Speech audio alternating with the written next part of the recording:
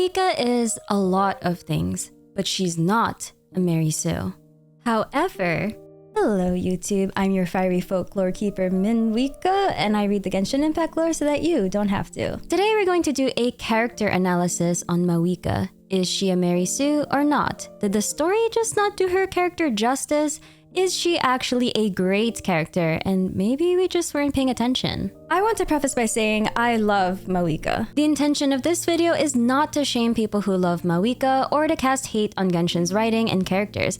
My entire job is covering the lore of video games, and obviously you can see how much I love Genshin lore. People have their reasons for liking or disliking a character, and I'm not one to pass judgment. I just want to get down to the bottom of why does the community seem so split when it comes to Mavuika? Where are the discrepancies coming from? But first, a word from today's sponsor. Today's video is sponsored by Girls Frontline 2 Exilium, a tactical strategy game where you command squads of androids called T-Dolls who fight using guns and blades. It's a turn-based game where your goal is to outmaneuver opponents, forcing them out of cover while keeping yourself protected. As you progress through the game, various factions emerge from the shadows, revealing a deep conspiracy hidden within the New World Order. Girls Frontline 2 Exilium is known for its extraordinary character designs and rendering, and I've got some great news for you. From now until February 6, you can play the limited time event Amidst Wings of Grey, which features the beautiful Diane as a brand new playable character. You can even get a new outfit for her. During the event, commanders can earn generous rewards, including collapse pieces, targeted access permissions, and basic info cores by clearing event stages and participating in the event game mode.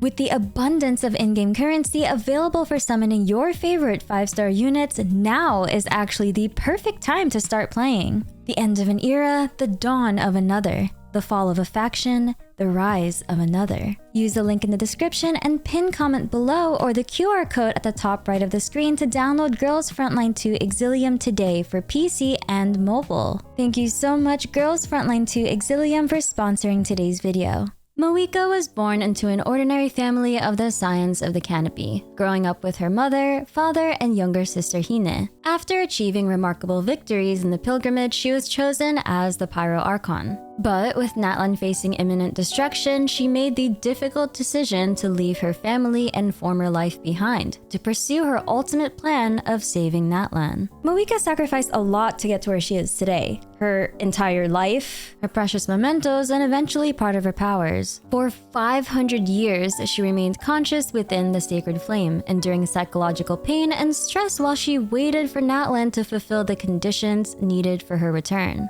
But this isn't a sympathy contest, and we're not comparing which character did or didn't suffer the most. Mavuika has the tragic backstory you'd expect from a lot of Genshin's current cast. But what makes her a Mary Sue? What even is a Mary Sue? If you've never heard the term before, Mary Sues are one-dimensional and flat characters, often lacking personality or nuance. This trope describes characters that are exceptionally talented and can do everything effortlessly.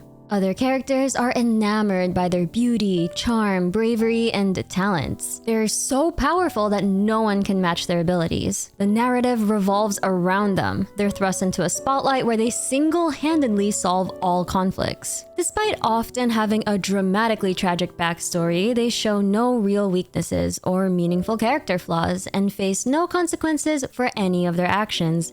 They're annoyingly perfect. The term Mary Sue originated in 1973 from a satirical Star Trek fanfiction story called A Trekkie's Tale by Paula Smith. Mary Sue was created to make fun of fanfiction writers' tendency to create self-insert or original characters who were unrealistically perfect and often overshadowed the source material's established characters. If you give A Trekkie's Tale a read, be prepared because it's so intentionally cringe. It hurts. The story centers on the established Star Trek cast becoming infatuated with Mary Sue, a perfect, beautiful, smart, and kind character. The crew is completely mesmerized by her charm, and she receives awards for every single action, and no one is physically able to criticize her for anything. While the story is deliberately mean-spirited, it's a parody, its impact in the literary world was pretty significant. Though Mary Sue characters existed in fanfiction and media before this, the parody sparked widespread criticism of female character writing, eventually turning the term Mary Sue into something derogatory. Gary Stu is the male equivalent term. Over time, the original meaning of Mary Sue has been lost, and the term is now commonly used to describe any character who is unrealistically perfect, one-dimensional, and lacks depth. So, is Mavuika a Mary Sue? No.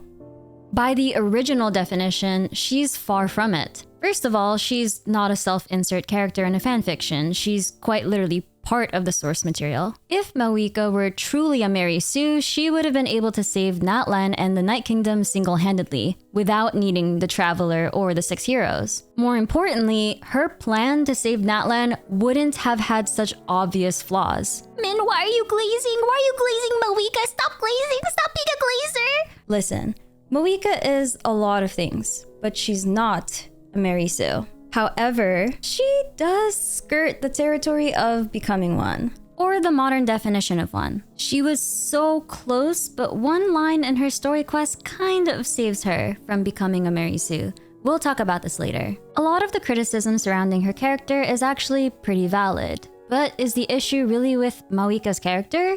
Or is it more so the way her character is portrayed in the story? Out of curiosity, I tweeted this to gauge people's feelings towards Mavuika, especially after the final Natlan Archon quest. The responses varied widely. While some loved her, others dismissed her as basic, boring, and too perfect. Notably, among the Genshin cast, Mavuika seems to attract the Mary Sue label more than any other character. Many seem bothered by Mavuika being too perfect. She's incredibly OP, and she's able to solo Capitano, the #1 Fatui Harbinger. She seems to have solutions for every problem. She masters any hobby she attempts. I mean, take a look at this for a second. Mavuika's family portrait is one of the last mementos from her life 500 years ago. She had to burn it and other items of sentimental value to fuel the sacred flame and save Traveler and the group from the Night Kingdom. Later on, she picks up painting as a hobby amidst an ongoing war, and she's able to perfectly recreate her family portrait. She's a multi-talented queen, I guess. She's incredibly kind and generous and is widely adored by her people. When any character tries to criticize her, they're eventually proven wrong. Her hardships and her flaws don't really seem like they affect her or anything in the story. She's unrelatable, she's boring, she's... Okay, I get it. Mavuika is badass. She's a proactive Archon who gets things done perfectly. She's kind, compassionate, and incredibly generous, to the point of developing a martyr complex. She sacrifices her own well-being and needs for Natlan's greater good, and she's very stubborn about it. Being self-sacrificing is not a character flaw, though. That's a fair point, since being self-sacrificing is mostly seen as a positive trait. In fact, it's the only flaw Mary Sues have. The only time it becomes a real problem for Mavuika is towards the end of the last Archon quest. Capitano points out that Natlan would benefit from having her leadership to guide the nation through this new era of peace. With all the restructuring needed, Natlan would benefit from having a headstrong Archon like Mavuika. Her sacrificing her life to the Lord of the Night would be wasteful, since her life force could only sustain the Lord for 200 to 300 years before it becomes someone else's job to find a permanent solution to save both the Lord of the Night and rebuild Natlan. Self-sacrifices work best in arcs where characters need to discover the true value and meaning of their eventual sacrifice. Since Mavuika starts as a self-sacrificing character, having her arc end in self-sacrifice feels flat, especially if no characters or circumstances challenge her decision. I can see this specific situation working better in a tragic story, or in stories where the hero is initially reluctant. Here are some of Mavuika's character flaws. Mavuika is a perfectionist. I know, don't roll your eyes. Perfectionism is a character flaw that doesn't really feel like a flaw, but could be excellent if handled well. You could say she was pressured to be perfect because of her role as the Pyro Archon, just like how Natlan was forced to become a nation of war due to constant abyssal attacks. But even before becoming the Pyro Archon, perfectionism was already one of her defining traits. Her character story 1 says, in the eyes of others, she is undoubtedly your typical perfectionist. Not only must things be done well, but also beautifully. To pursue quality and completeness is only human, but doing so often requires extra time. And whenever anyone tells her that such an approach isn't efficient enough, Mavuika has a set of arguments at the ready. She's a perfectionist even when it comes to her hobbies, and she can allegedly surpass masters with 30 to 40 years of experience after just a single year of study.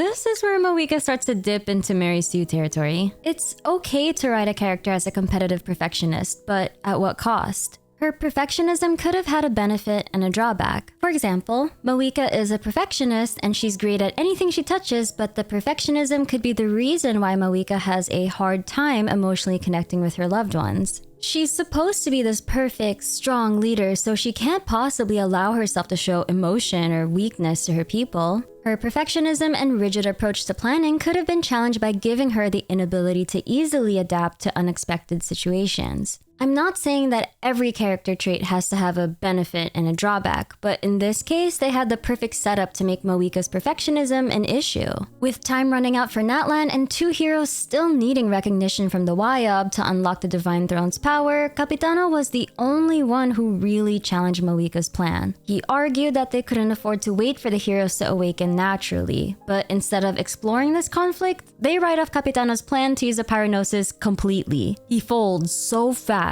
and entrusts his Fatui soldiers to her, and Mavuika is right all along. I just wanted more push and pull with Capitano and Mavuika. I wanted their interactions to have more spice, more flavoring. Not only is she a natural perfectionist, but she's also incredibly headstrong, stubborn to the point of dismissing others' warnings or criticisms. My way or the highway. A way to balance out this trait is to make her fallible, capable of being wrong or making mistakes. And this brings me to the one character flaw that I really liked about her. Mavuika is reckless. Her plan to save Natlan had glaring flaws that drew criticism from chiefs and elite warriors from 500 years ago and mostly Capitano. Centuries ago, the situation in Natlan was dire. The nation only had max 500 years until the Night Kingdom and all of Natlan would be destroyed by the Abyss. Natlan was in no condition to win such a war. Its people had lost faith in victory, civilizations were crumbling, and their connections to the Wayab had nearly disappeared. Despite these obstacles, Mavuika's ambitious plan was to reunite the people and restore each tribe's connection to their Wayab. Only then could the Wayab select the 6 heroes who would execute the final stages of the plan and save Natlan. The major flaw is that a huge chunk of Mavuika's plan relies entirely on chance. By placing her life in the sacred flame for 500 years, she gambled that all the necessary conditions to save Natlan would somehow align by the time she'd wake up. She even acknowledges how risky all of this was in her story quest. She was prepared for the worst, meaning she was prepared to wake up 500 years later and see that Natlan was completely destroyed instead. If her plan didn't work, she was ready to witness the end of the world helplessly, which is not very Mary Sue core at all, and it's one of her saving graces. Not only is Mavuika a very reckless person, she's also somewhat of a hypocrite. One of Natlan's main mantras is no one fights alone.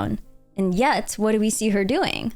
Acting alone. She had to shoulder the burden of the nation's failures from 500 years ago and single-handedly see her plan through to the end. Even when the entire nation was prepared to fight back, the final step of her original plan involved her going into the Night Kingdom alone to defeat Gasoithoth. Then if she made it out alive, she would sacrifice her life to the Lord of the Night and fulfill Renova's requirement for death after borrowing her powers. Mavuika does have character flaws, but do they cause a problem for her character development or for the story as a whole?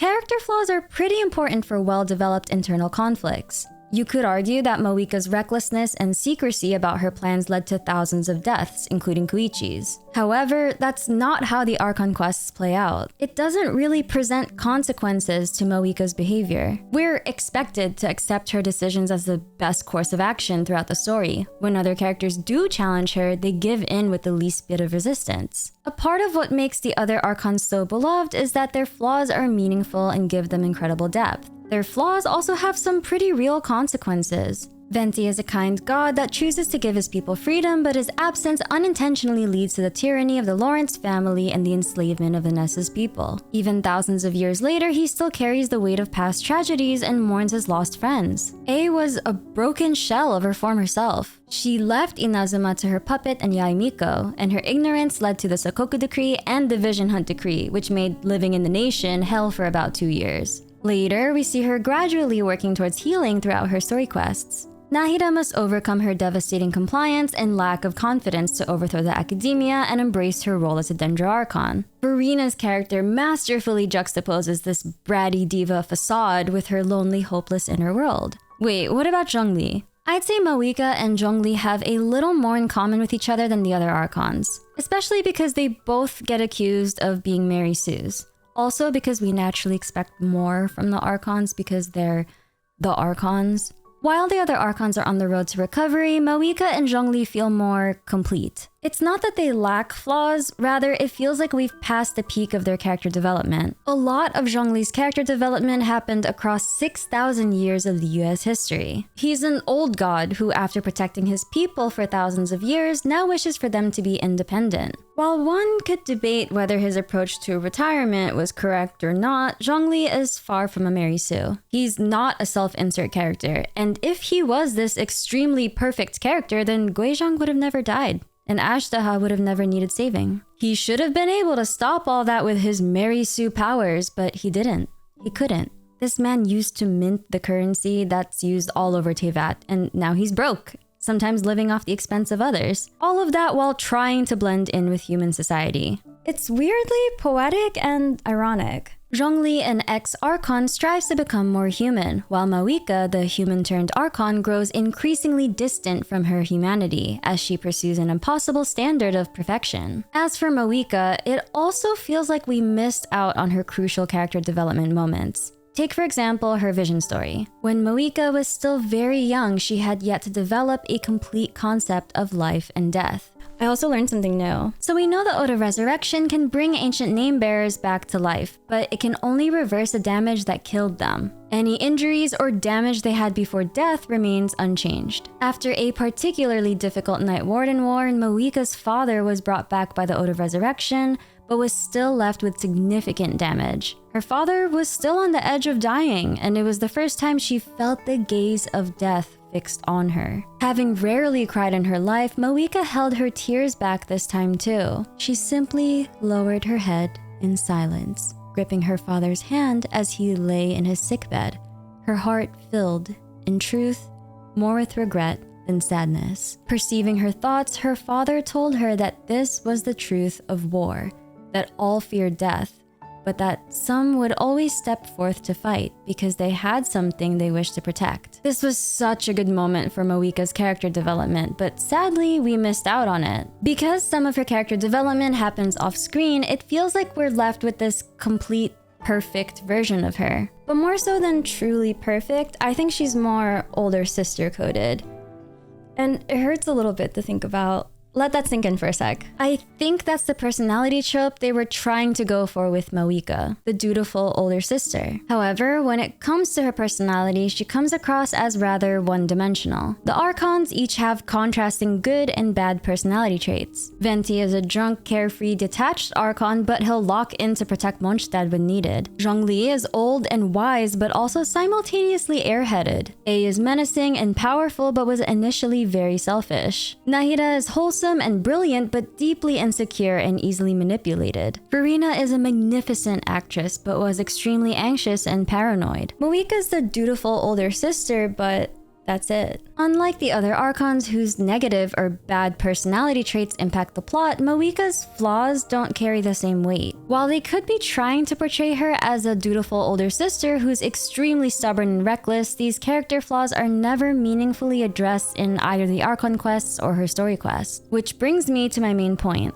Mavuika has incredible potential to be a wonderfully complex character, but the narrative doesn't give her the room to grow into that complexity. Her stubbornness, unrealistic perfectionism, and recklessness never lead to truly detrimental consequences for her or for the plot. When there are consequences, they're not treated as something really important. The Traveler was in the vantage point to witness the cracks in Mavuika's seemingly perfect public image. They could have developed genuine empathy for her shortcomings and found a compelling reason to help both Natlan and Mavuika herself. I'm not just talking about tagging along in the Night Kingdom because why not, they have the power to purify abyssal corrosion. I wanted Traveler and myself to feel the same drive to help Mavuika as we did when helping Navia clear her father's name and save Poisson sun during the Fontaine Archon quests. I wanted to see moments where she lets her emotions show through because after all, Mavuika is human. Enduring what she did for 500 years couldn't have been easy, and I wanted to see the emotional toll it finally took on her. While she can still be the ideal, steadfast, headstrong leader in the toughest of situations, allowing her brief moments to shed a single tear